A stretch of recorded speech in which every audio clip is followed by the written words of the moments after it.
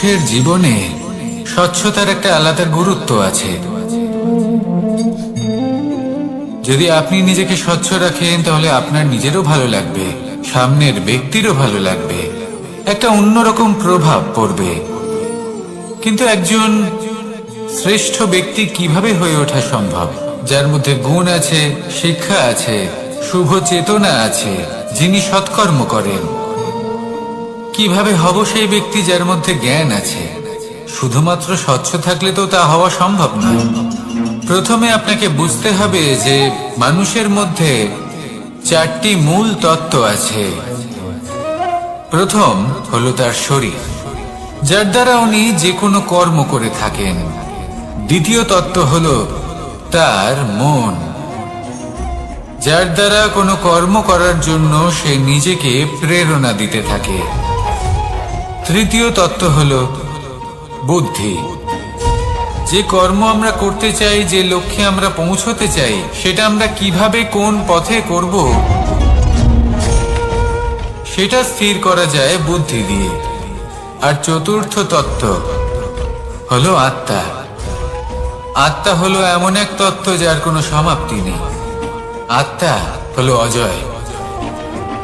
কিন্তু এরও শুদ্ধিকরণের প্রয়োজন হয়। এই চারটি তত্ত্বের শুদ্ধিকরণ করতে থাকুন, এতে নির্মল রাখুন, শুদ্ধ রাখুন। এবং এটা কিভাবে হবে? শুভ চেতনা দ্বারা, জ্ঞানের দ্বারা, এবং সব থেকে বেশি গুরুত্বপূর্ণ প্রেমের দ্বারা। আসুন আমার সাথে ভালোবেসে বলুন, রাধা রাধা। মানুষের এই সংসারে জীবনযাপন করার জন্য কিছু জিনিসের প্রয়োজন পড়ে। এমন কিছু আবেগ, এমন কিছু বস্তু আছে যেগুলো তার প্রয়োজন হয়। কিন্তু সব থেকে বেশি যে জিনিসটা তার প্রয়োজন হয় সেটা হলো সম্মানের। আমাদের ভালো লাগে যখন কেউ আমাদের সম্মান করে। আমরা কাউকে সম্মান করলে তারও সেটা ভালো লাগে। কিন্তু আপনি দেখবেন যে সংসারে বেশিরভাগ মানুষ দুটি মাপদণ্ডের ভিত্তিতে সম্মান করেন। হয় বয়স দেখে করেন বা উপার্জন দেখে, অর্থাৎ সেই ব্যক্তি কতটা উপার্জন করেন। এবার ভেবে দেখুন, এটা আবশ্যক নয় কারোর বয়স যদি বেশি হয় তার বুদ্ধিও ততটাই বেশি হবে। আবশ্যক এটাও নয় যে কোনো ব্যক্তি যদি অত্যন্ত ধনী হন বা তার মনও নির্মল হবে বা তিনি সৎকর্ম করবেন বা এমন কোনো কর্ম করবেন যাতে উনি সম্মান লাভ করতে পারেন। হতে পারে উনি ধনী কিন্তু দুশ্চরিত্র। সেই জন্য বয়স বা উপার্জন দেখে কোনো ব্যক্তিকে সম্মান করবেন না। কর্ম দেখুন। যদি গভীরভাবে ভেবে দেখেন তাহলে দেখবেন যদি কোনো মানুষ কোনো সৎকর্ম করেন তাহলে তার প্রতি হৃদয় থেকে সম্মান জাগ্রত হয়।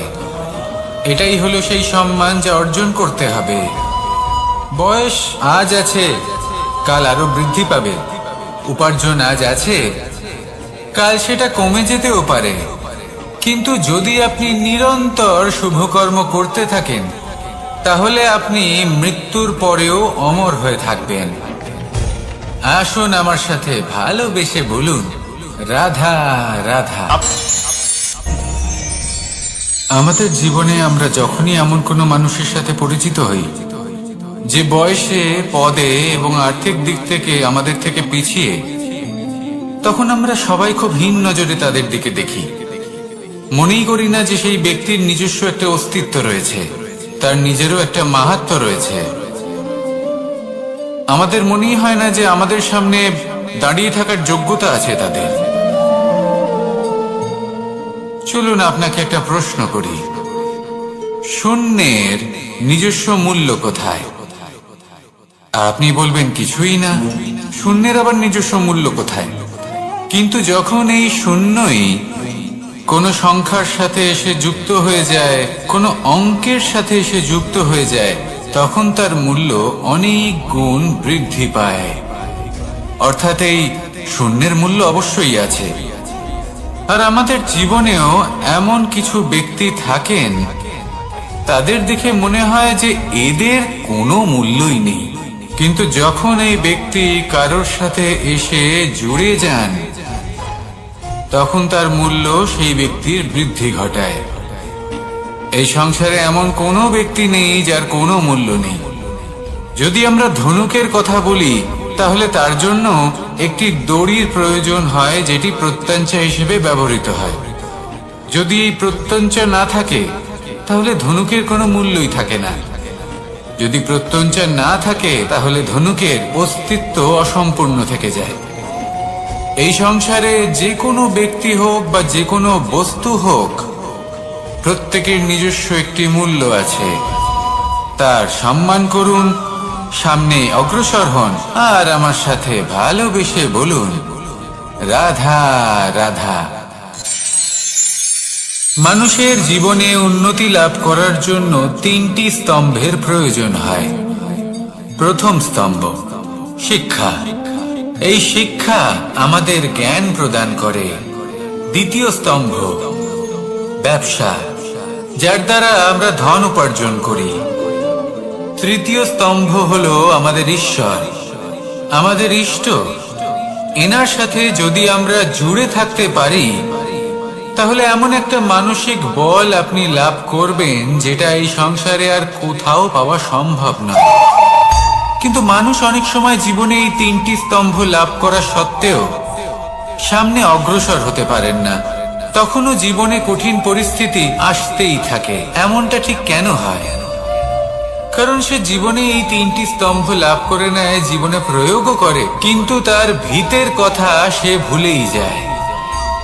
যেমন প্রথম স্তম্ভ অর্থাৎ শিক্ষা। এই শিক্ষার আধার হলো শুভ চেতনা। যদি অন্তরে শুভ চেতনা না থাকে, তাহলে এই শিক্ষার কোনো গুরুত্ব থাকে না। দ্বিতীয় স্তম্ভ ব্যবসা। পরিশ্রম করে উপার্জন করতে হবে, এই কথাটা আমরা সবাই জানি এবং সবাই চেষ্টাও করি। কিন্তু ব্যবসা করতে করতে আমরা এটা ভুলে যাই আমাদের ব্যবহার কেমন হয়ে পড়েছে। এই ব্যবহার যদি শুভ হয়, তাহলে আমাদের উপার্জন আস্তে আস্তে একটা স্থির জায়গায় এসে পৌঁছবে। এবং তৃতীয় স্তম্ভ আমাদের ভগবান। যদি ওনার স্মরণে আপনি যেতে চান, তাহলে তার পূর্বে নিজের মা বাবাকে সেবা করুন, তাদের যত্ন করুন, তাদেরকে ভালোবাসুন, কারণ ওনারাই হলেন এই সংসারে আপনার সবথেকে বড় ইষ্ট। তাহলে তিন স্তম্ভের সাথে সাথে তাদের আধারকেও নিজের জীবনে প্রাধান্য দিন। কোনো সমস্যা আসবে না, জীবনে একের পর এক উন্নতি করবেন এবং এই মন প্রসন্ন হয়ে বলবে, রাধা রাধা। সুখ, দুঃখ এবং শক্তি, এই তিন হলো এই সংসারের ত্রিদেবের মতো। আমাদের জীবনে যা কিছু ঘটছে, এই তিনটির ভিত্তির উপরেই হচ্ছে। আসলে এই সংসারের একটা নিয়ম আছে। যখনই আপনি কিছু লাভ করেন, এই সংসার আপনার পরীক্ষা নেয়। এটা জানার জন্য আপনার পরীক্ষা নেয় যে আপনি যা কিছুই লাভ করেছেন, আপনি কি আদৌ সেটার যোগ্য কি না। ঠিক সেইভাবেই এই সুখ, দুঃখ এবং শক্তি আপনার পরীক্ষা নিয়ে থাকে।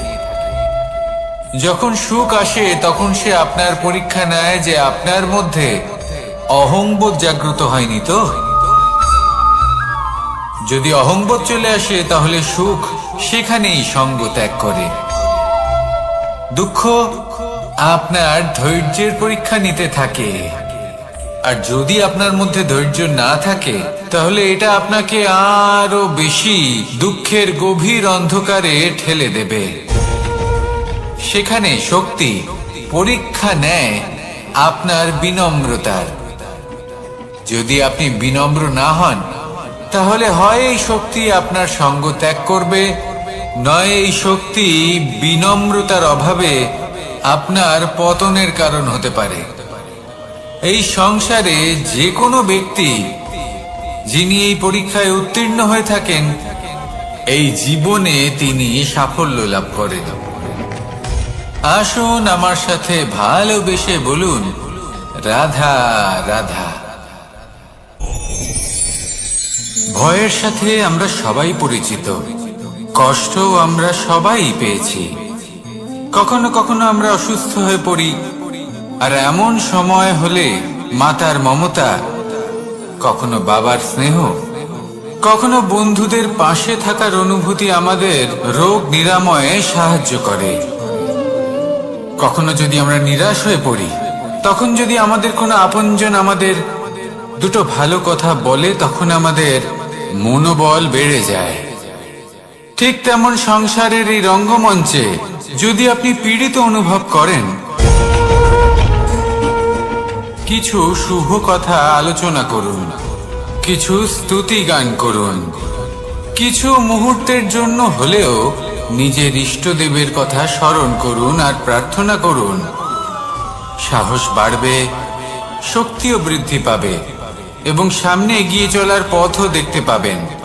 তখন এই মন প্রসন্ন হয়ে বলবে, রাধা রাধা। মানুষের জীবনে উন্নতি লাভ করার জন্য তিনটি স্তম্ভের প্রয়োজন হয়। প্রথম স্তম্ভ শিক্ষা। এই শিক্ষা আমাদের জ্ঞান প্রদান করে। দ্বিতীয় স্তম্ভ ব্যবসা, যার দ্বারা আমরা ধন উপার্জন করি। তৃতীয় স্তম্ভ হলো আমাদের ঈশ্বর, আমাদের ইষ্ট। এনার সাথে যদি আমরা জুড়ে থাকতে পারি, তাহলে এমন একটা মানসিক বল আপনি লাভ করবেন যেটা এই সংসারে আর কোথাও পাওয়া সম্ভব নয়। কিন্তু মানুষ অনেক সময় জীবনে এই তিনটি স্তম্ভ লাভ করা সত্ত্বেও সামনে অগ্রসর হতে পারেন না। তখনও জীবনে কঠিন পরিস্থিতি আসতেই থাকে। এমনটা ঠিক কেন হয়? কারণ সে জীবনে এই তিনটি স্তম্ভ লাভ করে নেয়, জীবনে প্রয়োগও করে, কিন্তু তার ভিতের কথা সে ভুলেই যায়। যেমন প্রথম স্তম্ভ অর্থাৎ শিক্ষা। এই শিক্ষার আধার হলো শুভ চেতনা।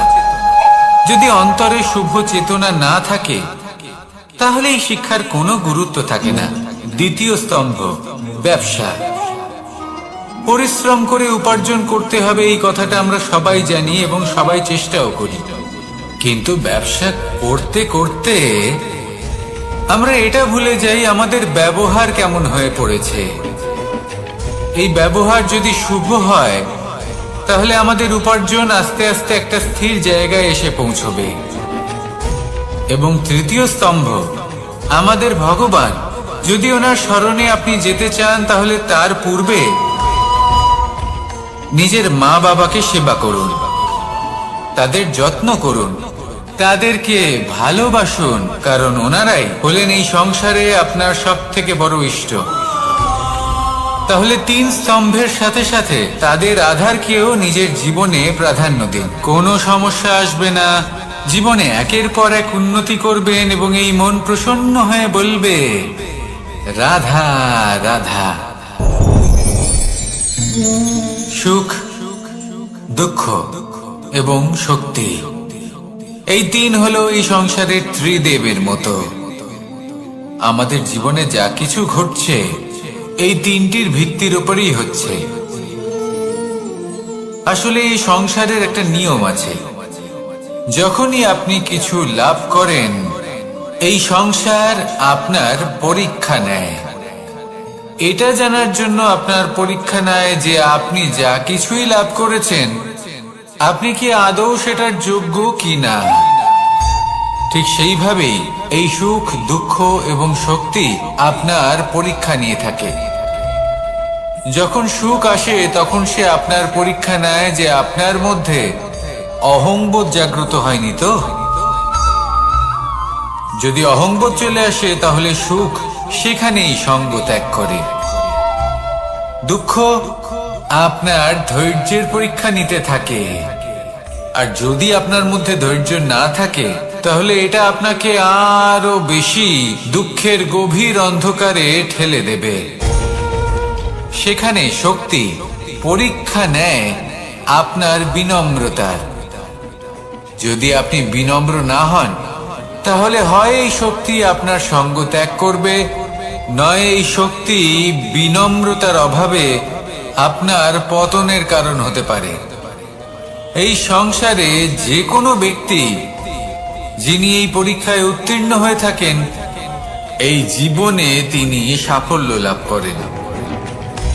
আসুন আমার সাথে ভালোবেসে বলুন, রাধা রাধা। ভয়ের সাথে আমরা সবাই পরিচিত, কষ্টও আমরা সবাই পেয়েছি। কখনো কখনো আমরা অসুস্থ হয়ে পড়ি, আর এমন সময় হলে মাতার মমতা, কখনো বাবার স্নেহ, কখনো বন্ধুদের পাশে থাকার অনুভূতি আমাদের রোগ নিরাময়ে সাহায্য করে। কখনো যদি আমরা নিরাশ হয়ে পড়ি, তখন যদি আমাদের কোনো আপনজন আমাদের দুটো ভালো কথা বলে, তখন আমাদের মনোবল বেড়ে যায়। ঠিক তেমন সংসারের এই রঙ্গমঞ্চে যদি আপনি পীড়িত অনুভব করেন, কিছু শুভ কথা আলোচনা করুন, কিছু স্তুতি গান করুন, কিছু মুহূর্তের জন্য হলেও নিজের ইষ্টদেবের কথা স্মরণ করুন আর প্রার্থনা করুন। সাহস বাড়বে, শক্তিও বৃদ্ধি পাবে এবং সামনে এগিয়ে চলার পথও দেখতে পাবেন। তখন এই মন প্রসন্ন হয়ে বলবে, রাধা রাধা। এই সংসারে কখনো কোনো ব্যক্তিকে তার বাইরের পোশাক দেখে বিচার করার চেষ্টা করবেন না, এটা খুব বড় ভুল করবেন। যেমন আমরা জীবনে অনেক সময় এমন করি, ধরুন কোথাও একটা গাছ দেখলাম, খুব বিশাল আকারের একটা গাছ, যেটা মাটির থেকে অনেক উঁচুতে পৌঁছে গেছে, যার বিশাল শাখা আছে। সেগুলো দেখে আমরা ভাবি যে এই গাছে হয়তো কত সুস্বাদু ফল আছে। আমরা সেই গাছের পরিচর্যা করতে থাকি। আবার অন্যদিকে হলো একটি তৃণ, যেটা মাটি থেকে কিছুটা উঁচুতে পৌঁছেছে, কিন্তু সেই তৃণর নিচে, মাটির নিচে অত্যন্ত সুস্বাদু ফল বা সবজি জন্ম নেয়, যা আমাদের স্বাস্থ্যের পক্ষে অত্যন্ত উপকারী। সেই জন্য কখনো আবরণ দেখে কাউকে বিচার করতে চেষ্টা করবেন না। তার বদলে এটা বোঝার চেষ্টা করুন যে আপনার সামনে যে ব্যক্তি আছে বা বস্তু আছে, তার বিশেষত্ব কি। যদি এই বিশেষত্ব বোঝার ক্ষমতা আপনি অর্জন করেন, যদি এই শিল্প আপনি নিজের ভেতরে জাগ্রত করেন, তাহলে এই সংসারে বিশেষত্ব কি সেটা আপনি জানতে পারবেন। আর এই সমস্ত খেলা দৃষ্টি থেকে নয়, দৃষ্টিভঙ্গি থেকে জন্ম নেয়। দৃষ্টিভঙ্গি সবসময় শুভ রাখুন আর আমার সাথে ভালোবেসে বলুন, রাধা রাধা। যখন আমরা কোনো বনে প্রবেশ করি, তখন এই সবুজ ঘাস দেখে, এই কোমল ঘাস দেখে আমাদের মন প্রফুল্ল হয়ে ওঠে। ভিন্ন ভিন্ন প্রজাতির ফুল, ভিন্ন ভিন্ন রঙের ফুল দেখে এই মন আনন্দে ভরে ওঠে। এখানে শিশুরা আনন্দ লাভ করে, বড়রা ভোজন গ্রহণ করেন, কথাবার্তা বলেন, হাঁটাহাঁটি করে বেড়ান।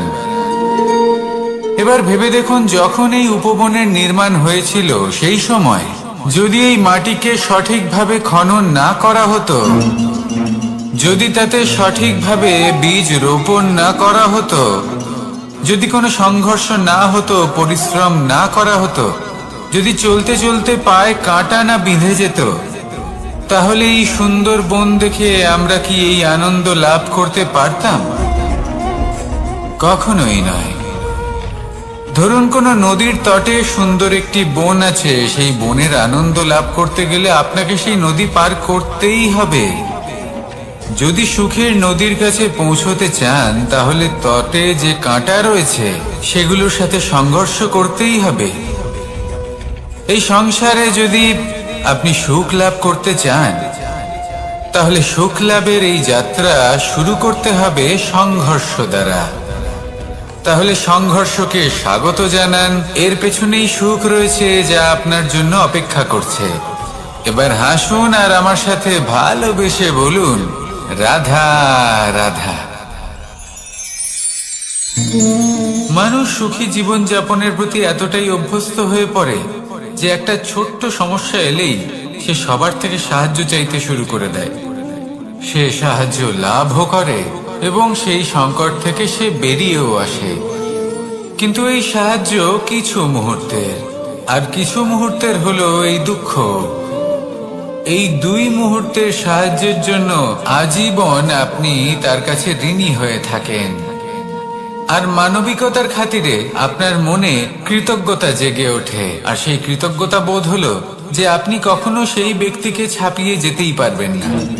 সেই জন্য জীবনে সবসময় চেষ্টা করবেন নিজেকে প্রস্তুত রাখতে, সেই সব সমস্যার জন্য, সেই সব বাধার জন্য যেগুলো আপনার জীবনে আসতে পারে। ততক্ষণ সাহায্য চাইবেন না যতক্ষণ না অন্য কোনো পথ না থাকছে। সাহায্য চাওয়া অনুচিত নয়, কিন্তু সাহায্য চাইলে এবং সাহায্য পেলে আপনি আজীবন কৃতজ্ঞ এবং ঋণী হয়ে থাকবেন।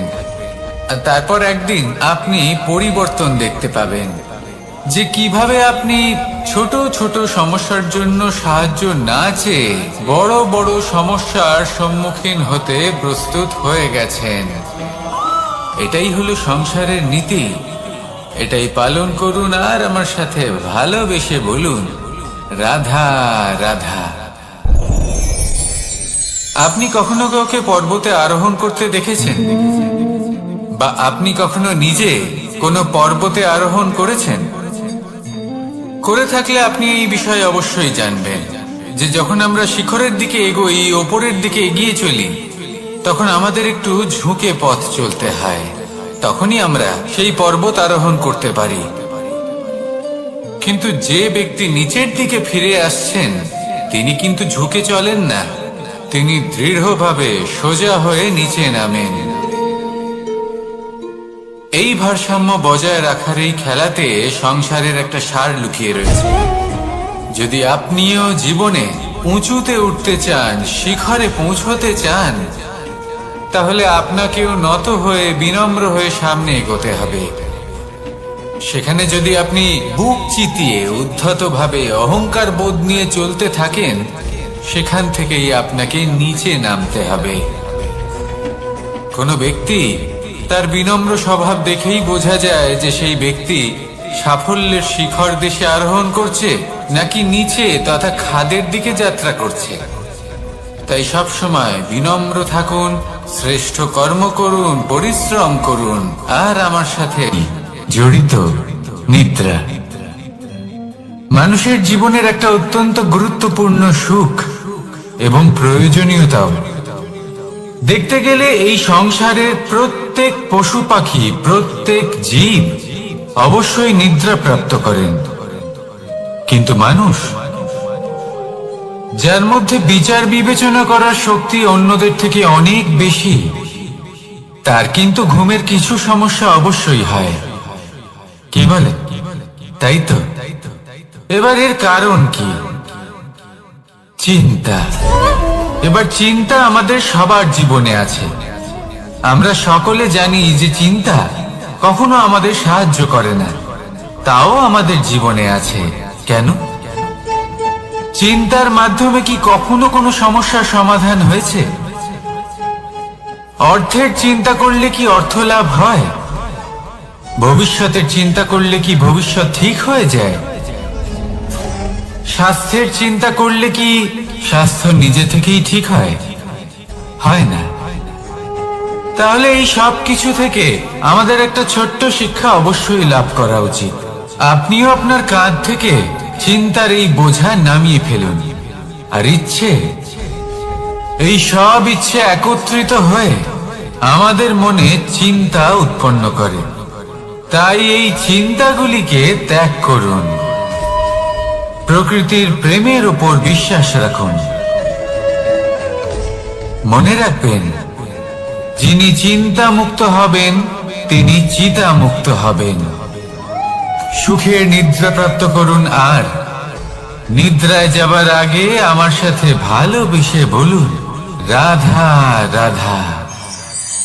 মহাদেব, সেই দেবতা যিনি মহান, যাকে দেবতাদের দেবতা বলা হয়, যিনি হলেন আমার আরাধ্য। কখনো আপনার মনে এই প্রশ্ন এসেছে যে শিবকেই কেন মহাদেব বলা হয়? অন্য কোনো দেবতাকে কেন বলা হয় না? সেই কারণ মহাদেবের মধ্যে, ওনার মধ্যে এমন এক বিশেষ গুণ রয়েছে যা অন্য কারণ নেই।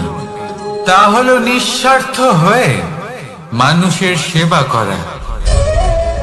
যদি প্রয়োজন পড়ে, যদি সৃষ্টির পথে বিনাশের কালো মেঘ ছেয়ে থাকে, তখন নিজের প্রাণের চিন্তা না করে হলাহল পান করার জন্য প্রস্তুত থাকেন মহাদেব। আর এই অদ্বিতীয় ত্যাগের জন্যই শিবকে মহাদেব বলে ডাকা হয়। এবার যদি কোনো মানুষও নিঃস্বার্থ ভাবনার দ্বারা নিজেকে অর্পণ করে দেয় এই জগতের কল্যাণের জন্য, মানুষের সেবার জন্য, তাহলে তিনিও মহাপুরুষ, মহামানব হতে পারেন। যদি কেউ অভুক্ত থাকেন, তাহলে নিজের থালা থেকে অর্ধেক খাবার তাকে দিয়ে দিন। যদি কেউ অসুস্থ হন, তাহলে তাকে সেবা করার, চিকিৎসা করার চেষ্টা করুন। এই জীবন শুধু নিজের জন্য নয়, অন্যদের প্রতি, সমস্ত সংসারের প্রতি উৎসর্গ করুন। যদি এইসব মানুষ শিখে যান, তাহলে তিনি মহাদেবের পথে অগ্রসর হতে পারেন। যদি মানুষ নিঃস্বার্থ ভাবনার দ্বারা এই সংসারের সেবা করতে শিখে যান, তাহলে তিনি নিশ্চিত রূপে মহামানব অবশ্যই হতে পারবেন। আসুন আমার সাথে ভালোবেসে বলুন, রাধা রাধা। স্বর্ণ, হীরে, মুক্ত, মানিক, এই সব কিছুকে আগে পাথর বলা হতো। তাহলে এমন কি হলো যে এদের রত্ন বলা হয়? আর রত্ন তা বাস্তবে আসলে কি? এটা হলো সেই পাথর যাকে আগে আগুনের তাপ সহ্য করতে হয়েছে, পরখ করা হয়েছে, যাচাই করা হয়েছে, এদের কাটার চেষ্টা করা হয়েছে, কিন্তু তারা কখনোই নষ্ট হয়নি, বরং তারা আরো উদ্ভাসিত হয়েছে, আরো উজ্জ্বল হয়েছে, এই সংসারে আরো প্রকাশ ছড়িয়ে দিয়েছে। সেই জন্য এরা হলো এত অমূল্য, সেই জন্য এরা হলো বহুমূল্য, সেই জন্য এদের রত্ন বলা হয়। এবার মানুষের কাছেও এই নির্বাচনের অধিকার রয়েছে যে আমরা শুধু পাথর হয়ে থাকব নাকি রত্ন হয়ে থাকব। কিভাবে? আমাদের জীবনেও অনেক সমস্যা রয়েছে, বাধা আছে, বিপত্তি আছে। আমরা সেই বাধার তাপে উত্তপ্ত হই, এই সমস্যা আমাদের কাটার চেষ্টা করে। অনেক মানুষ বিভিন্ন পরিস্থিতি আমাদের ভাঙার চেষ্টা করে, কিন্তু আমাদের নষ্ট হলে চলবে না। যেভাবে এই রত্ন সমস্যার সম্মুখীন হয়ে পাথর থেকে রত্ন হয়েছে, সেইভাবেই আমাদেরও আমাদের সমস্যার সম্মুখীন হয়ে রত্ন হয়ে উঠতে হবে। এই সংসারে প্রকাশের স্রোত হয়ে উঠতে হবে। তাহলে এটাই করুন আর আমার সাথে ভালোবেসে বলুন, রাধা রাধা। সংসারে সব থেকে বড় শক্তি আসলে কি? কেউ বলবেন শারীরিক শক্তি, কেউ বলবেন অস্ত্রের শক্তি, কেউ বলবেন জ্ঞানের শক্তি। ঠিক আছে, কিন্তু যদি আমি বলি সংসারের সব থেকে বড় শক্তি হলো শক্তি কোনো এক তথ্যের, আগে হ্যাঁ, তথ্য।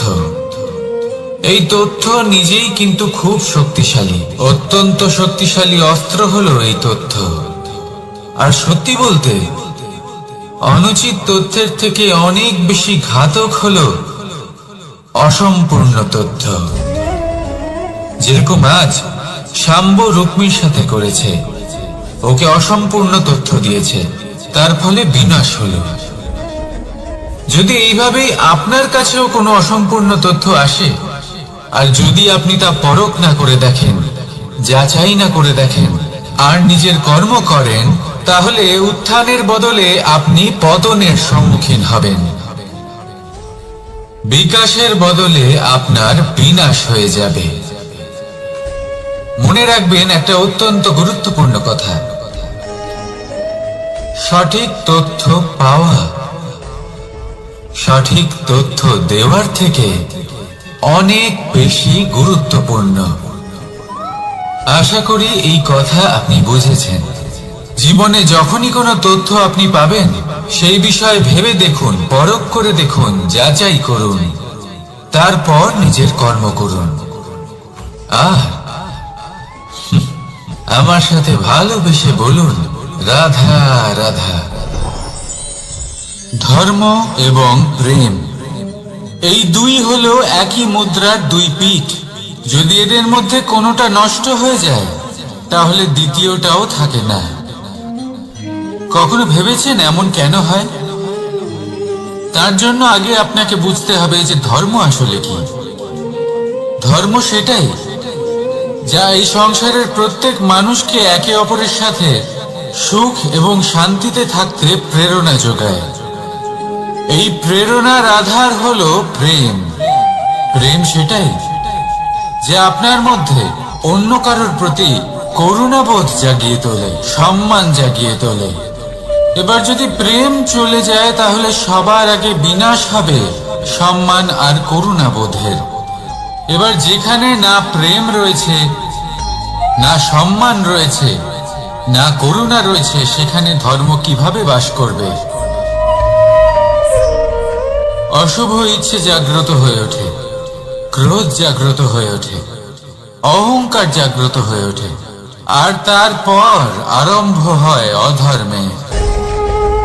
তাই যা যা ভাবনা আপনার অন্তরে প্রবেশ করছে করতে দিন, কিন্তু যাই হোক না কেন এই প্রেমকে নিজের থেকে দূরে যেতে দেবেন না। এই প্রেমকে চিরকাল নিজের কাছে রাখুন, নিজের হৃদয়।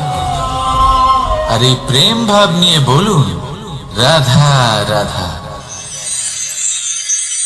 মানুষের জীবনে উন্নতি লাভ করার জন্য তিনটি স্তম্ভের প্রয়োজন হয়। প্রথম স্তম্ভ শিক্ষা। এই শিক্ষা আমাদের জ্ঞান প্রদান করে। দ্বিতীয় স্তম্ভ ব্যবসা, যার দ্বারা আমরা ধন উপার্জন করি। তৃতীয় স্তম্ভ হলো আমাদের ঈশ্বর, আমাদের ইষ্ট। এনার সাথে যদি আমরা জুড়ে থাকতে পারি, তাহলে এমন একটা মানসিক বল আপনি লাভ করবেন যেটা এই সংসারে আর কোথাও পাওয়া সম্ভব নয়। কিন্তু মানুষ অনেক সময় জীবনে এই তিনটি স্তম্ভ লাভ করা সত্ত্বেও সামনে অগ্রসর হতে পারেন না। তখনও জীবনে কঠিন পরিস্থিতি আসতেই থাকে। এমনটা ঠিক কেন হয়? কারণ সে জীবনে এই তিনটি স্তম্ভ লাভ করে নেয়, জীবনে প্রয়োগও করে, কিন্তু তার ভিতের কথা সে ভুলেই যায়। যেমন প্রথম স্তম্ভ অর্থাৎ শিক্ষা। এই শিক্ষার আধার হলো শুভ চেতনা। যদি অন্তরে শুভ চেতনা না থাকে, তাহলে এই শিক্ষার কোনো গুরুত্ব থাকে না। দ্বিতীয় স্তম্ভ ব্যবসা। পরিশ্রম করে উপার্জন করতে হবে, এই কথাটা আমরা সবাই জানি এবং সবাই চেষ্টাও করি। কিন্তু ব্যবসা করতে করতে আমরা এটা ভুলে যাই আমাদের ব্যবহার কেমন হয়ে পড়েছে। এই ব্যবহার যদি শুভ হয়, তাহলে আমাদের উপার্জন আস্তে আস্তে একটা স্থির জায়গায় এসে পৌঁছবে। এবং তৃতীয় স্তম্ভ আমাদের ভগবান। যদি ওনার স্মরণে আপনি যেতে চান, তাহলে তার পূর্বে নিজের মা বাবাকে সেবা করুন, তাদের যত্ন করুন, তাদেরকে ভালোবাসুন, কারণ ওনারাই হলেন এই সংসারে আপনার সবথেকে বড় ইষ্ট। তাহলে তিন স্তম্ভের সাথে সাথে তাদের আধারকেও নিজের জীবনে প্রাধান্য দিন। কোনো সমস্যা আসবে না, জীবনে একের পর এক উন্নতি করবেন এবং এই মন প্রসন্ন হয়ে বলবে, রাধা রাধা। সুখ, দুঃখ এবং শক্তি, এই তিন হলো এই সংসারের ত্রিদেবের মতো। আমাদের জীবনে যা কিছু ঘটছে এই তিনটির ভিত্তির উপরেই হচ্ছে। আসলে এই সংসারের একটা নিয়ম আছে। যখনই আপনি কিছু লাভ করেন, এই সংসার আপনার পরীক্ষা নেয়। এটা জানার জন্য আপনার পরীক্ষা নেয় যে আপনি যা কিছুই লাভ করেছেন, আপনি কি আদৌ সেটার যোগ্য কি না। ঠিক সেইভাবেই এই সুখ, দুঃখ এবং শক্তি আপনার পরীক্ষা নিয়ে থাকে। যখন সুখ আসে তখন সে আপনার পরীক্ষা নেয় যে আপনার মধ্যে অহংবোধ জাগ্রত হয়নি তো। যদি অহংবোধ চলে আসে তাহলে সুখ সেখানেই সঙ্গ ত্যাগ করে। দুঃখ আপনার ধৈর্যের পরীক্ষা নিতে থাকে, আর যদি আপনার মধ্যে ধৈর্য না থাকে তাহলে এটা আপনাকে আরো বেশি দুঃখের গভীর অন্ধকারে ঠেলে দেবে। সেখানে শক্তি পরীক্ষা নেয় আপনার বিনম্রতার। যদি আপনি বিনম্র না হন তাহলে হয় এই শক্তি আপনার সঙ্গ ত্যাগ করবে, নয় এই শক্তি বিনম্রতার অভাবে আপনার পতনের কারণ হতে পারে। এই সংসারে যে কোনো ব্যক্তি যিনি এই পরীক্ষায় উত্তীর্ণ হয়ে থাকেন, এই জীবনে তিনি সাফল্য লাভ করেন। আসুন আমার সাথে ভালোবেসে বলুন, রাধা রাধা। ভয়ের সাথে আমরা সবাই পরিচিত, কষ্টও আমরা সবাই পেয়েছি। কখনো কখনো আমরা অসুস্থ হয়ে পড়ি, আর এমন সময় হলে মাতার মমতা, কখনো বাবার স্নেহ, কখনো বন্ধুদের পাশে থাকার অনুভূতি আমাদের রোগ নিরাময়ে সাহায্য করে। কখনো যদি আমরা নিরাশ হয়ে পড়ি, তখন যদি আমাদের কোনো আপনজন আমাদের দুটো ভালো কথা বলে, তখন আমাদের মনোবল বেড়ে যায়। ঠিক তেমন সংসারের এই রঙ্গমঞ্চে যদি আপনি পীড়িত অনুভব করেন, কিছু শুভ কথা আলোচনা করুন, কিছু স্তুতি গান করুন, কিছু মুহূর্তের জন্য হলেও নিজের ইষ্টদেবের কথা স্মরণ করুন আর প্রার্থনা করুন। সাহস বাড়বে, শক্তিও বৃদ্ধি পাবে এবং সামনে এগিয়ে চলার পথও দেখতে পাবেন। তখন এই মন প্রসন্ন হয়ে বলবে, রাধা রাধা। এই সংসারে কখনো কোনো ব্যক্তিকে তার বাইরের পোশাক দেখে বিচার করার চেষ্টা করবেন না, এটা খুব বড় ভুল করবেন। যেমন আমরা জীবনে অনেক সময় এমন করি, ধরুন কোথাও একটা গাছ দেখলাম, খুব বিশাল আকারের একটা গাছ, যেটা মাটির থেকে অনেক উঁচুতে পৌঁছে গেছে, যার বিশাল শাখা আছে। সেগুলো দেখে আমরা ভাবি যে এই গাছে হয়তো কত সুস্বাদু ফল আছে। আমরা সেই গাছের পরিচর্যা করতে থাকি। আবার অন্যদিকে হলো একটি তৃণ, যেটা মাটি থেকে কিছুটা উঁচুতে পৌঁছেছে, কিন্তু সেই তৃণর নিচে, মাটির নিচে অত্যন্ত সুস্বাদু ফল বা সবজি জন্ম নেয়, যা আমাদের স্বাস্থ্যের পক্ষে অত্যন্ত উপকারী। সেই জন্য কখনো আবরণ দেখে কাউকে বিচার করতে চেষ্টা করবেন না। তার বদলে এটা বোঝার চেষ্টা করুন যে আপনার সামনে যে ব্যক্তি আছে বা বস্তু আছে, তার বিশেষত্ব কি। যদি এই বিশেষত্ব বোঝার ক্ষমতা আপনি অর্জন করেন, যদি এই শিল্প আপনি নিজের ভেতরে জাগ্রত করেন, তাহলে এই সংসারে বিশেষত্ব কি সেটা আপনি জানতে পারবেন। আর এই সমস্ত খেলা দৃষ্টি থেকে নয়, দৃষ্টিভঙ্গি থেকে জন্ম নেয়। দৃষ্টিভঙ্গি সবসময় শুভ রাখুন, আর আমার সাথে ভালোবেসে বলুন, রাধা রাধা। যখন আমরা কোনো বনে প্রবেশ করি, তখন এই সবুজ ঘাস দেখে, এই কোমল ঘাস দেখে আমাদের মন প্রফুল্ল হয়ে ওঠে। ভিন্ন ভিন্ন প্রজাতির ফুল, ভিন্ন ভিন্ন রঙের ফুল দেখে এই মন আনন্দে ভরে ওঠে। এখানে শিশুরা আনন্দ লাভ করে, বড়রা ভোজন গ্রহণ করেন, কথাবার্তা বলেন, হাঁটাহাঁটি করে বেড়ান। এবার ভেবে দেখুন, যখন এই উপবনের নির্মাণ হয়েছিল, সেই সময় যদি এই মাটিকে সঠিকভাবে খনন না করা হতো, যদি তাতে সঠিকভাবে বীজ রোপণ না করা হতো, যদি কোনো সংঘর্ষ না হতো, পরিশ্রম না করা হতো, যদি চলতে চলতে পায়ে কাঁটা না বিঁধে যেত, তাহলে এই সুন্দর বন দেখে আমরা কি এই আনন্দ লাভ করতে পারতাম? কখনোই নয়। ধরুন কোনো নদীর তটে সুন্দর একটি বন আছে, সেই বনের আনন্দ লাভ করতে গেলে আপনাকে সেই নদী পার করতেই হবে। যদি সুখের নদীর কাছে পৌঁছতে চান তাহলে তটে যে কাঁটা রয়েছে সেগুলোর সাথে সংঘর্ষ করতেই হবে। এই সংসারে যদি আপনি সুখ লাভ করতে চান তাহলে সুখ লাভের এই যাত্রা শুরু করতে হবে সংঘর্ষ দ্বারা। তাহলে সংঘর্ষকে স্বাগত জানান, এর পেছনেই সুখ রয়েছে যা আপনার জন্য অপেক্ষা করছে।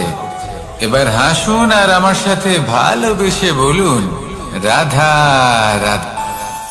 আমাদের মনে যখন কোনো প্রশ্ন ওঠে, কোনো দ্বন্দ্ব জাগে, তখন আমরা যাই আমাদের গুরুর কাছে, আমাদের আরাধ্যের কাছে গিয়ে জিজ্ঞেস করি। এইভাবেই একদিন আমি পৌঁছলাম আমার আরাধ্যের কাছে, আমার মহাদেবের কাছে, আর ওনাকে প্রশ্ন করলাম যে মহাদেব, জীবনে আনন্দ পাওয়ার, উৎসব পালনের, প্রেম ভাগ করে নেবার, জীবনকে উপভোগ করে নেওয়ার সর্বশ্রেষ্ঠ সময় কোনটা? মহাদেব হাসলেন আর উনি বললেন, জীবনে উৎসব পালনের সব থেকে শ্রেষ্ঠ দিন হলো মৃত্যুর ঠিক আগের দিনটা। প্রেম ভাগ করে নেওয়ার সব থেকে শ্রেষ্ঠ মুহূর্ত হলো মৃত্যুর ঠিক আগের মুহূর্ত। জীবনকে উপভোগ করে নেওয়ার সর্বশ্রেষ্ঠ প্রহর হলো মৃত্যুর এক প্রহর পূর্বে। তখন আমি চমকে গেলাম। আমি বললাম, কিন্তু মহাদেব, মৃত্যু তো অনিশ্চিত, আমরা জানিও না কবে আমাদের মৃত্যু হবে।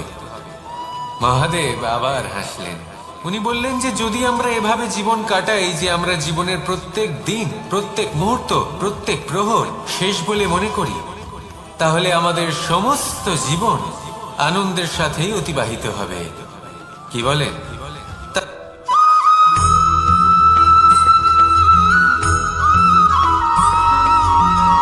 এই সংসারে কোনো বস্তু হোক বা ব্যক্তি হোক, তার একার গুরুত্ব কিন্তু খুব বেশি নয়। একটা উদাহরণ হিসেবে বৃষ্টির ফোঁটাকে ভেবে দেখুন। যদি একটি বৃষ্টির ফোঁটা হয় তাহলে তার খুব বেশি গুরুত্ব থাকে না, কিন্তু যখন সহস্র বৃষ্টির ফোঁটা মেঘের মধ্যে দিয়ে ঝরে পড়ে তখন সেটা বর্ষার রূপ ধারণ করে। সেই বর্ষা যা এই প্রকৃতিকে শান্ত করে। সেইভাবেই পাথরের ছোট টুকরো, তার খুব বেশি গুরুত্ব থাকে না, কিন্তু যখন অসংখ্য পাথরের টুকরো একত্রিত হয় তখন তা পর্বতের আকার ধারণ করে। সেইভাবেই কিছু মানুষ যখন একত্রিত হন তখন তৈরি হয় পরিবার, কিছু পরিবার যখন একত্রিত হয় তখন তৈরি হয় সমাজ, যখন অনেক সংখ্যক সমাজ একত্রিত হয় তখন তৈরি হয় রাজ্য। এবার এই রাজ্যের সব থেকে গুরুত্বপূর্ণ ব্যক্তি হতে পারেন রাজা, কিন্তু তাও সেই রাজা একা কিছু করতে পারেন না। যুদ্ধ লড়ার সময় তারও নিজের সৈন্যদলকে প্রয়োজন পড়ে। কিন্তু এই সংসারে এমন একজন ব্যক্তি আছেন যিনি একাই সব কাজ করতে থাকেন, এবং সেই ব্যক্তি হলেন মা। আমাদের জীবনে একজন পিতার ভূমিকা কিন্তু নিঃসন্দেহে অমূল্য, কিন্তু আমাদের সকলের জীবনে যে ভূমিকা একজন মায়ের তা অন্য কারোর থাকে না। একজন মা একাই সন্তানকে বড় করতে পারেন, সংস্কারী করে তুলতে পারেন, তার জন্য পরিশ্রম করেন। আর এত কিছু কাজ করার পরেও তার কাজের জন্য তিনি প্রশংসা অবশ্য পান না। উল্টে যদি সেই সন্তান অনুচিত পথে চালিত হয়, অনুচিত কর্ম করে, তখন সেই মাকেই অপবাদের পাত্র হয়ে উঠতে হয়। আমাদের জীবনে মায়ের যোগদান কতটা সেটা বুঝুন। আপনাকে বড় করে তোলার জন্য উনি কতটা পরিশ্রম করেছেন সেটা বুঝুন। আজ থেকে, এখন থেকে, এই মুহূর্ত থেকে মাকে সম্মান করতে শিখুন। যখন সময় পাবেন, যখন সুযোগ হবে, তখন তার প্রশংসা করুন, ওনারও ভালো লাগবে। আর মায়ের এই মমতার জন্য, তার এই ভূমিকার জন্য আসুন সবাই মিলে আমরা তাকে প্রণাম করি, আর সকলে মিলে ভালোবেসে বলি, রাধা রাধা।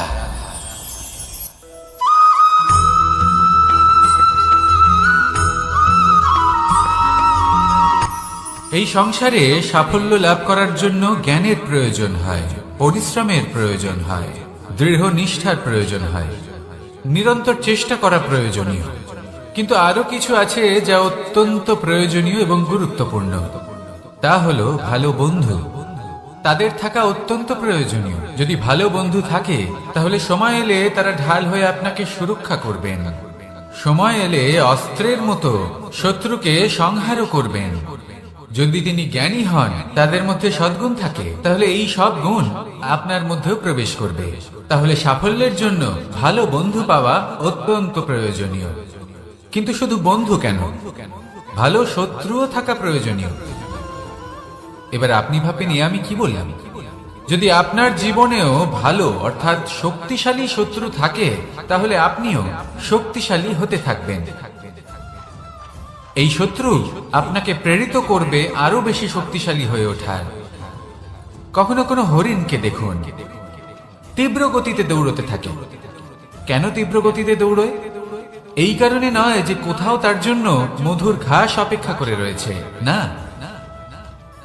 সে এই কারণে তীব্র গতিতে দৌড়য় কারণ সেটা না করলে তার পেছনে একটি সিংহ আছে যে ওকে নিজের ভোজন করে ফেলবে।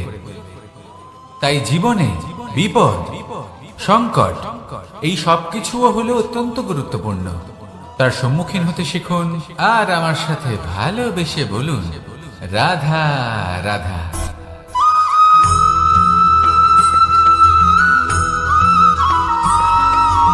কথায় আছে, প্রত্যেক পুত্র তার পিতার প্রতিচ্ছবি হয়, আর সমস্ত প্রতিচ্ছবি চায় যেন সে তার অস্তিত্ব প্রাপ্ত করতে পারে। পুত্র চায় সে যেন তার পিতার মতো হয়, বা কখনো কখনো তার থেকেও শ্রেষ্ঠ হয়। সেটা কোনো অনুচিত ব্যাপার নয়।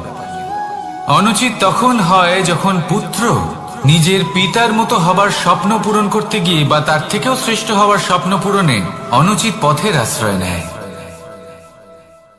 কারণ তারপরে সে তার পিতার গুণগুলি আত্মসাৎ করতে চায় না।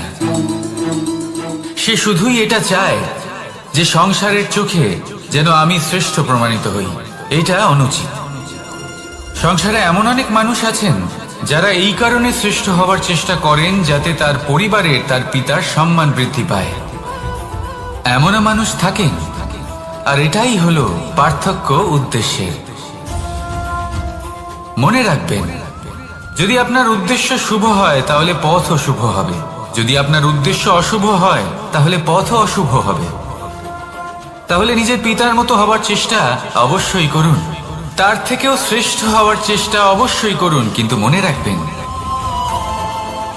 আপনার সংকল্প আর আপনার উদ্দেশ্য এই দুই শুভ হওয়া উচিত।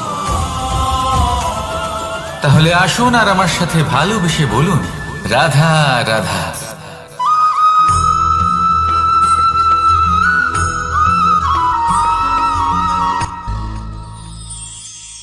শিশিরের বিন্দু পাতার ওপর পড়ে আর তার গায়ে লেগে থাকে। পাতা তাকে শুষে নিতে পারে না, আর শেষ পর্যন্ত সে ঝরে পড়ে যায়। অন্যদিকে রয়েছে মেঘ এবং চাতক। এদের মধ্যে অনেক দূরত্ব থাকে। মেঘ থাকে আকাশে আর চাতক থাকে ধরিত্রীতে। কিন্তু যখন এই মেঘ থেকে বৃষ্টি ঝরে পড়ে, এই চাতক কিন্তু সেই জলই পান করে, নয়তো সে তৃষ্ণার্ত থেকে যায়। এবার অন্যদিকে দেখলাম শিশির বিন্দু আর পাতার এই সম্পর্ক। এরা খুব কাছাকাছি থাকে, ঘনিষ্ঠও থাকে। অন্যদিকে রয়েছে মেঘ এবং চাতকের সম্পর্ক, যাদের মধ্যে অনেক দূরত্ব থাকা সত্ত্বেও তারা খুব ঘনিষ্ঠ, তাই না? এই সারমর্ম খুব সরল। এই নৈকট্য, এই দূরত্ব, তা আপনার সম্পর্কে প্রভাব কিছুতেই ফেলতে পারে না। এই নৈকট্য, এই দূরত্ব, এসব হলো শুধুমাত্র মনের ব্যাপার। কখনো আপনি অনুভব করেছেন আপনি কারোর থেকে অনেক অনেক দূরে আছেন, অনেক দূরে আছেন, তাও সেই ব্যক্তির প্রতি আপনি টান অনুভব করেন। সেখানে আপনি কারোর সাথে প্রত্যেক দিন অতিবাহিত করেন, সমস্ত জীবন অতিবাহিত করেন, সব থেকে বেশি সময় তার সাথে অতিবাহিত করেন, তাও তার প্রতি সেই টান অনুভব করেন না। এই সংকেত হলো মনের দূরত্বের। তাহলে মনের এই দূরত্ব দূর করুন আর আমার সাথে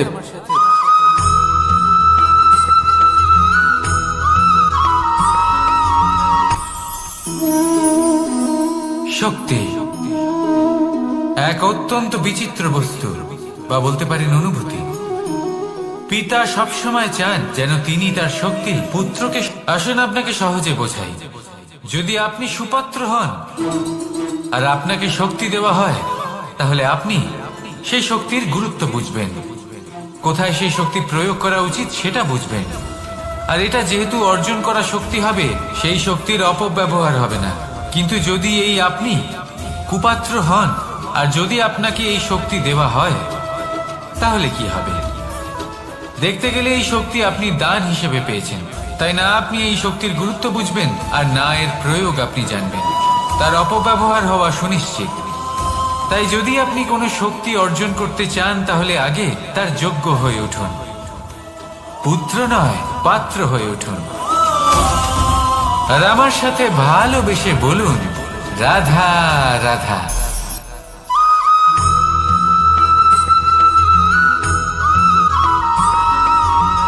ভালো, শুধু ওনাদের কঠোর ব্যবহার দেখলে আমরা একটু ভয় পেয়ে যাই।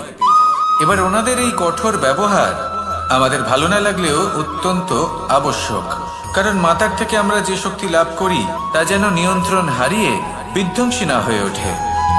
আমরা যেন কোনো কুপথে না চলে যাই, আমরা কখনো যেন দোষ না করে ফেলি। শুধু সেই জন্য পিতা এবং গুরু একটু কঠোর হয়ে ওঠেন, এবং ওনাদের এই কঠোর আচরণ ভবিষ্যতে গিয়ে আমরা অবশ্যই বুঝতে পারি। জীবনে কিছু বছর আমরা এগিয়ে যাই আর তারপর আমরা বুঝতে পারি যে বাবা এবং গুরু আমাদের যথেষ্ট ভালোবাসতেন, কিন্তু ওনাদের ভালোবাসার বহিঃপ্রকাশ আলাদা। প্রয়োজনীয় হলো এটা দেখার, এটা বোঝার যে শুরু থেকে আমাদের প্রতি ওনাদের আচরণ কেমন ছিল।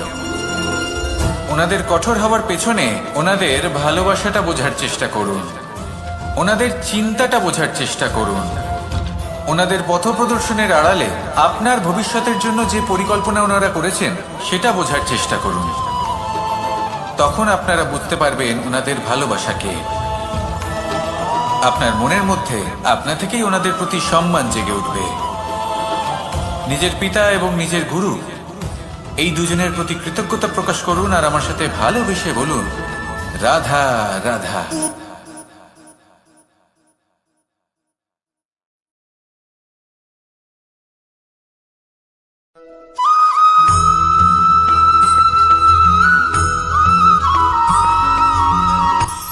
কখনো কোনো বাগানের কোনো বৃক্ষকে দেখেছেন যেখানে সুগন্ধি ফুল থাকে, রসালো ফল থাকে? তখন মন প্রফুল্ল হয়ে ওঠে, মন থেকে সেই বৃক্ষের প্রতি ভালোবাসা জন্মায়। কিন্তু যিনি বাগানের মালিক, শুধুমাত্র তিনিই জানেন যে কিভাবে এই বৃক্ষকে আগলে রাখতে হয়, কিভাবে তার পরিচর্যা করলে এতে সুন্দর সুগন্ধি ফুল হবে, রসালো ফল হবে। কখনো কখনো প্রয়োজনের থেকে বেশি রোদ পেলে এই বৃক্ষগুলি শুকিয়ে যায়, প্রয়োজনের থেকে কম রোদ পেলেও এই বৃক্ষ কিন্তু শুকিয়ে যায়।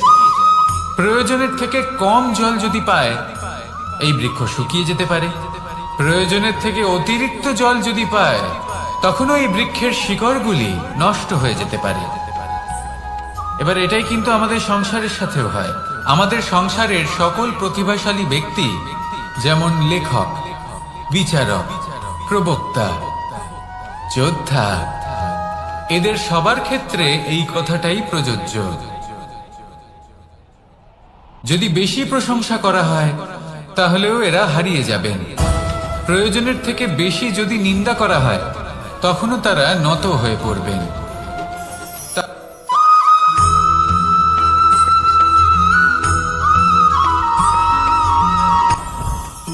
জীবনে কিছু শেখা অত্যন্ত গুরুত্বপূর্ণ।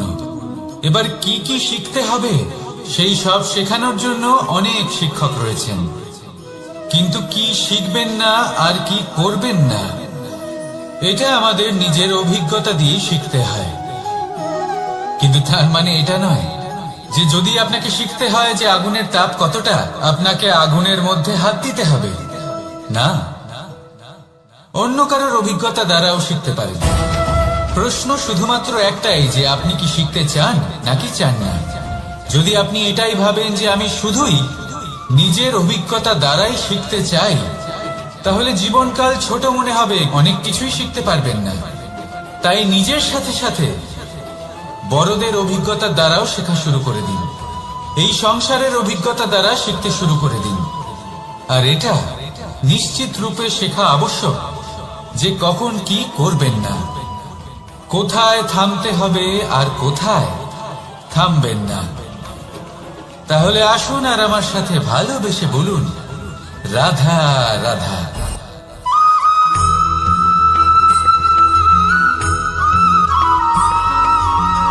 এই সংসারে সব থেকে বেশি কোমল বস্তু হলো রেশম। এই রেশম এতটাই কোমল হয় যে এর পুরো একটা থান শুধুমাত্র একটা হাতে ধরা সম্ভব। কখনো ভেবে দেখেছেন এই রেশম কিভাবে হয়? একটি কীট তার লালার দ্বারা উৎপন্ন হয়। এই কীট সেই রেশমকে পাক দিতে থাকে, পাক দিতেই থাকে আর আস্তে আস্তে তার মধ্যেই জড়িয়ে পড়ে। শেষে ওর এই সুন্দর অমূল্য সৃষ্টি রেশমের এই সুতো তার নির্মাণ কার্য পূর্ণ হয়, কিন্তু তাতেই ও নিজে বন্দী হয়ে যায়। নিজেরই মায়াজালের এই বন্দী গৃহে নিজেই ফেঁসে যায়। এবার এই সুতোকে ব্যবহারযোগ্য করে তোলার জন্য এই কীটগুলিকে এই কবচের সাথেই ফুটন্ত জলে ফেলে দেওয়া হয়। এই সংসারে যদি আমাদের স্বপ্ন এই সংসারের দুঃখ হরণ করার জন্য, এই সংসারে সুখ বিতরণ করার জন্য হয়, তবেই আমাদের প্রগতি সম্ভব। যদি আমাদের এই স্বপ্ন শুধুই আমাদের এবং আমাদের স্বার্থ সিদ্ধির জন্য হয়, তাহলে এই স্বপ্ন আমাদের অন্ধ করে দেবে, আমাদের অন্ধকারের পথে নিয়ে যাবে, আর আমরাও সেই কীটের মতো হয়ে যাব। নিজেদেরই মায়াজালে আমরা নিজেই ফেঁসে যাব, আর শেষে আমরা যদি কিছু লাভ করি তা হবে একাকিত্ব, অন্ধকারময় মৃত্যু। তাই স্বপ্ন অবশ্যই দেখুন, কিন্তু এমন ভাবে স্বপ্ন দেখবেন না যে তার এই বন্দিগৃহে আপনি নিজেই ফেঁসে গেলেন। স্বপ্ন দেখুন পরোপকারে।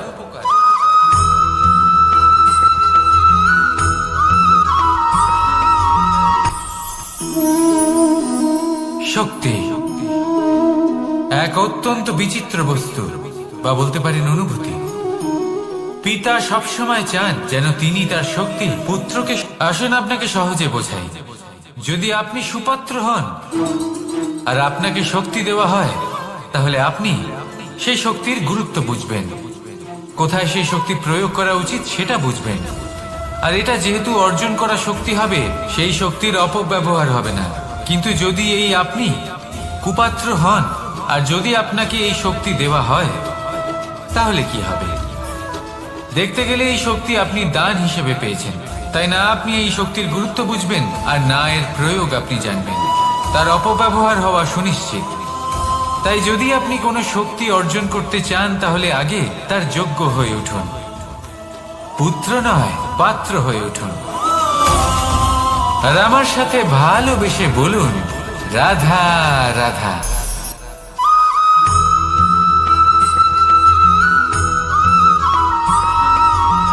এই সংসারে প্রত্যেক মানুষ এটাই চান যে তিনি যেন ধনবান হন, আর্থিক অবস্থা তার ভালো থাকে, ওনার বাড়িতে লক্ষ্মীর আগমন হয়। কিন্তু সেটা হবে কি করে, সেটাই হলো প্রশ্ন। কেউ বলেন যে যদি পরিশ্রম করো তাহলে ধন অর্জন সম্ভব, কেউ বলেন যে যদি বিদ্যা লাভ হয় তবেই ধন অর্জন সম্ভব, কেউ বলেন যে যদি বলশালী হও তবেই সম্পন্ন থাকবে। ভালো কথা, যদি তাই হয়ে থাকে, তবে দিনমজুর সারা দিন পরিশ্রম করেন, তিনি কেন ধনী হন না? অনেকজন বিদ্বান মানুষ আছেন এই সংসারে, তারা কেন ধনবান হন না? অনেক সংখ্যক বলশালী ব্যক্তি আছেন, তাদের কাছে ধন নেই কেন? তাদের কেন ধনের অভাব হয়? আবার এমনও কিছু মানুষ আছেন যারা পরিশ্রম করেন, তারা দিনমজুর, কিন্তু তারা ধন অর্জন করতে পারেন। কিছু বিদ্বান ব্যক্তি আছেন যাদের কাছে অধিক মাত্রায় ধন রয়েছে, কয়েকজন বলশালী ব্যক্তি রয়েছেন যাদের কাছে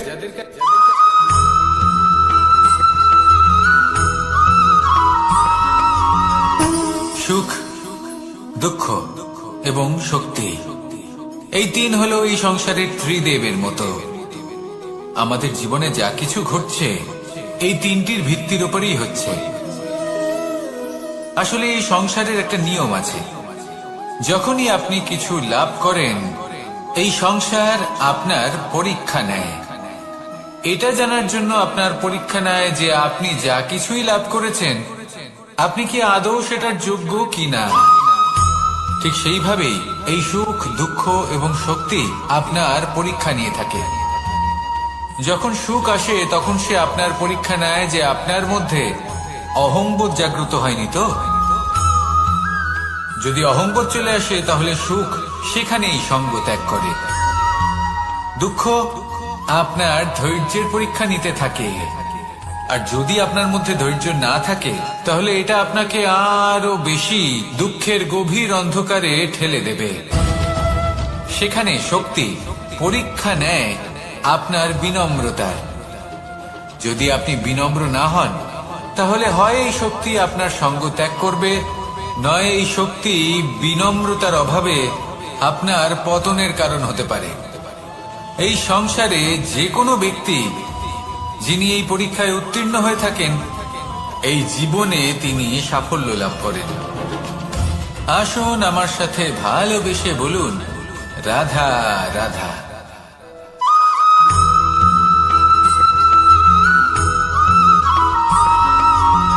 পঞ্চতত্ত্বের মধ্যে দ্বিতীয় তত্ত্ব হল ধরণী, ভূমি, যাকে আমরা ধরণী মাতা বলি। এই ধরণী ধৈর্য ধারণ করে, আর এর উপরেই আমাদের সমগ্র সংসার নির্ভরশীল।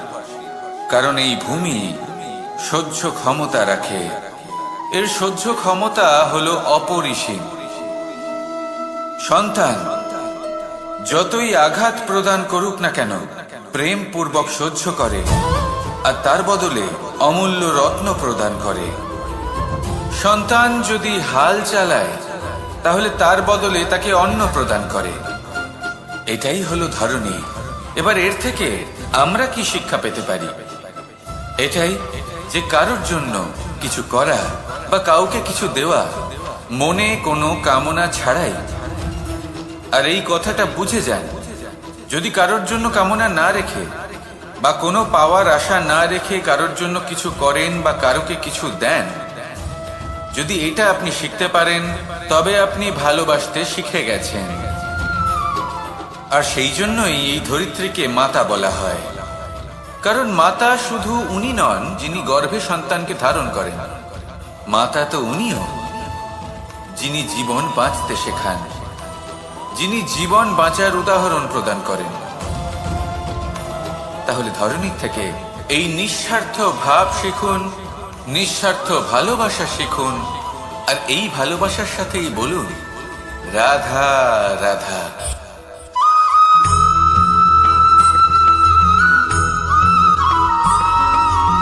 মানুষ জন্মগ্রহণ করে, তার সাথে ভয়েরও জন্ম হয়। ছোটবেলা থেকেই আমাদের মনে কোনো না কোনো প্রকারের ভয় থেকেই যায়। কেউ এই বিষয়ে ভয় পায় যে তার কোনো বস্তু তার থেকে দূরে চলে যাবে, কেউ এই বিষয়ে ভয় পায় যে আমি নিজেকে হারিয়ে ফেলব, কেউ এই ভেবে ভয় পায় যে আমার প্রিয়জনেরা তারা যেন আমার থেকে দূরে না চলে যায়, কেউ এই ভেবে ভয় পায় যে আমরা যেন পথ না হারিয়ে ফেলি, আদি ইত্যাদি। কিন্তু সত্যি কথা বলতে ভেবে দেখুন এই ভয় বাস্তবে কি? শুধুই একটা মনস্থিতি, আর কিছুই নয়। যা কিছু আপনি জীবনে পেয়েছেন তা একদিন আপনাকে হারাতে হবে। এই জীবন হলো আপনারই, কিন্তু তাও একদিন সমাপ্ত হবে। তাই ভয় পেয়ে কি লাভ? এই ভয় শুধু আপনাকে জীবন যাপন করা থেকে বাধা দিচ্ছে, আর কিচ্ছু নয়। পথ হারিয়ে ফেললেই বুঝতে পারবেন যে নতুন পথ কিভাবে বানাতে হয়। কিছু মানুষকে জীবন থেকে হারালে তবেই আপনি বুঝবেন যে আপনার আপনজনকে। এই ভয়ের কারণে ভীত হয়ে থাকবেন না। এই তারা নক্ষত্র অন্ধকারের অভাবে গুরুত্ব হারায়। শিবকেও মহাদেব হবার জন্য বিষ পান করতে হয়েছিল। প্রত্যেক পরিস্থিতি, প্রত্যেক সাফল্য আপনার পরীক্ষা নেবে, তাতে উত্তীর্ণ হওয়া হলো আপনার কর্ম। যখনই আপনি ভয় পাবেন বা সংকটের সম্মুখীন হবেন তখন সাহসের সাথে তার সম্মুখীন হন। মনে রাখবেন, যে সম্মুখীন হতে জানে সাফল্য তার সাথে সবসময় থাকে। আসুন আর আমার সাথে ভালোবেসে বলুন, রাধা রাধা। আপনি কখনো কোনো সাধারণ পাখি দেখেছেন যেমন বাবুই, সে কি করে? সে কোনো গাছের ডালে নিজের বাসা বানায়। এবার সেইখানে বাসা বানানো সহজ ব্যাপার, কারণ সামগ্রী আশেপাশেই পাওয়া যায়। কিন্তু সমস্যা হলো আক্রমণ। কোন সাপ বা অন্য কোনো পশু ওর বাসাতে ওর সন্তানদের উপর না আক্রমণ করে বসে, এই ভয়ে তার সব সময় থাকে। আর এটা সব থেকে কঠিন ব্যাপার এদের জন্য, নিজের বাসায় নিজের সন্তানদের সুরক্ষা। আর বাজ পাখি, যদি আমরা বাজের কথা বলি তাহলে তারা কি করে? বাজ পাখি কোনো উঁচু পাহাড়ের শিখরে কোনো পাথরের খাঁজে নিজের বাসা তৈরি করে। এবার ওখানে বাসা বানানো একেবারেই সহজ ব্যাপার নয়, কারণ সামগ্রী আশেপাশে পাওয়া যায় না, দূর থেকে নিয়ে আসতে হয়। কিন্তু সেইখানে আক্রমণের ভয়ও কখনোই থাকে না। এইভাবে উচিত রূপে ও নিজের বাসা রক্ষা করতে পারে, নিজের সন্তানদের রক্ষা করতে পারে। এর সারমর্ম হলো এটাই, যদি সমস্যা বড় হয় তাহলে সমাধানও উচ্চমানের হওয়া উচিত। একটা বাজ পাখির মতো ভাবা আরম্ভ করে দিন, জীবনে যে কোনো সমস্যা ছোট মনে হবে। রাধা রাধা।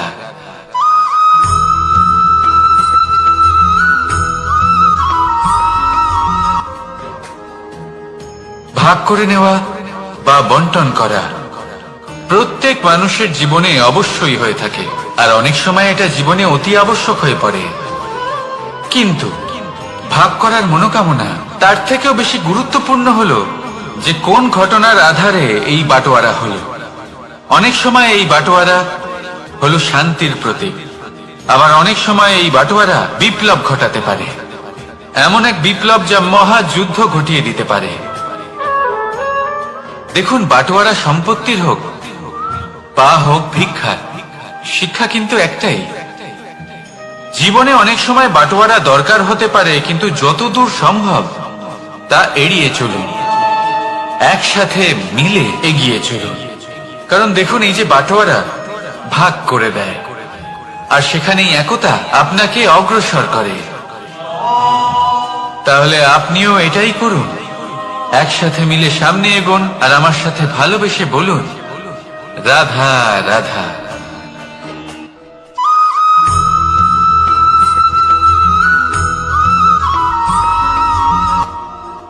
জীবনে এমন কিছু কাজ রয়েছে যা আপনাকে একাই করতে হয়, আর এমন কিছু কাজ রয়েছে যা আপনাকে একসাথে মিলে করতে হয়, একজোট হয়ে, সঙ্গবদ্ধ হয়ে।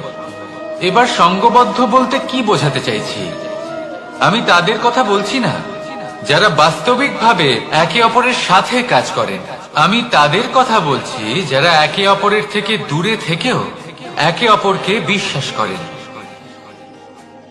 আমি আগেও বলেছিলাম, সমস্ত বিশ্বের আশা বিশ্বাসেই বসবাস করে, তাই না? তাই যেখানে সমস্ত বিশ্ব আছে, সমস্ত সংসার আছে, সেইখানেই বিশ্বাস রয়েছে। তাই আপনার আশেপাশে এমন দল সঙ্গবদ্ধ করুন যাদের আপনার উপর বিশ্বাস আছে আর যাদেরকে আপনি বিশ্বাস করতে পারেন।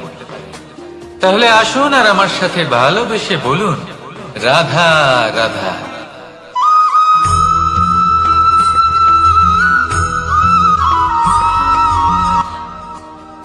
যখন একজন ভক্ত এবং তার ভগবান এক আকার ধারণ করেন, যখন একজন ভক্ত নিজের ভগবানের প্রতি, নিজের জীবনের লক্ষ্যের প্রতি সম্পূর্ণরূপে সমর্পিত হয়ে যান, তখন জন্মগ্রহণ করে ভক্তি।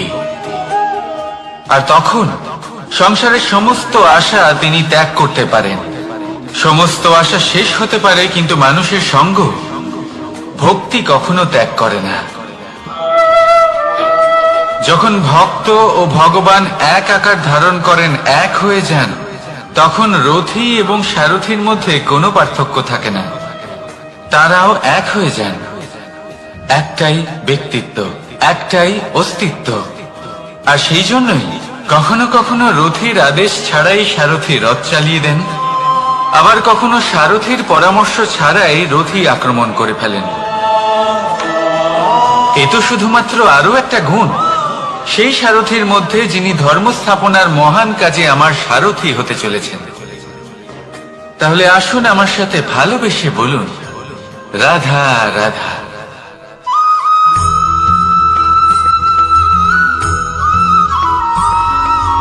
আমরা যে মানুষকে চাই, যাকে আমরা ভালোবাসি, তাকে একটা উপহার অবশ্যই দিতে চাই। এমন এক উপহার যা ওনার ভালো লাগবে, যা শ্রেষ্ঠ হবে, অতি প্রিয় হবে, বহুমূল্য হবে, বা বলতে পারেন মূল্যবান হবে। তাই আমরা কি করি? আমরা বাজারে যাই, তার জন্য স্বর্ণ, আভূষণ, হিরে, মুক্তো এইসব নিয়ে আসি। কিন্তু এটাই কি সর্বশ্রেষ্ঠ উপহার? কখনোই না। সর্বশ্রেষ্ঠ উপহার হলো স্বাধীনতা, তাকে নিজের মনের মতো বাঁচার স্বাধীনতা। যদি আপনি কাউকে স্বাধীনতা না দিতে পারেন, তাহলে সে কোথাও না কোথাও বন্দী হয়ে যায়, তার বিকাশ কোথাও না কোথাও আটকে যায়। কিন্তু যদি আপনি কাউকে স্বাধীনতা দিতে পারেন, তাহলে আপনি দেখবেন ও সমস্ত সংসারকে, এই জীবনকে নিজের দৃষ্টিভঙ্গি দিয়ে দেখবে, বুঝবে যে কোনটা হলো উচিত আর কোনটা হলো অনুচিত। আর এটাই হলো সর্বশ্রেষ্ঠ। আর এবার যদি কাউকে স্বাধীনতার মাধ্যমে এত বড় একটা শক্তি দিতে পারেন, তাহলে আপনি আমাকে বলুন, এর থেকে বড় উপহার আর কি হতে পারে? আসুন আর আমার সাথে ভালোবেসে বলুন, রাধা রাধা।